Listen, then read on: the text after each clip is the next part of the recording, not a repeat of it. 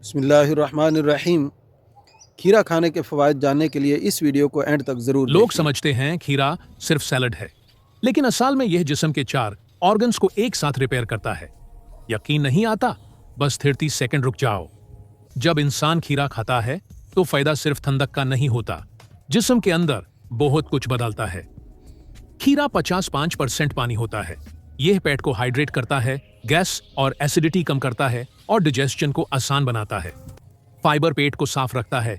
खीरा लिवर का natural detox partner है।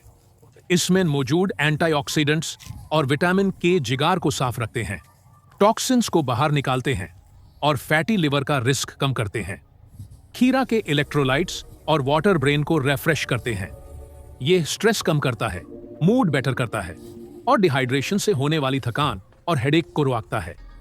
खीरा में सिलिका, पोटासियम और विटामिन के होता है जो जॉइंट्स को लुब्रिकेशन देता है, हड्डी को मजबूत बनाता है और घुटनों के दर्द को नेचुरली रिड्यूस करता है।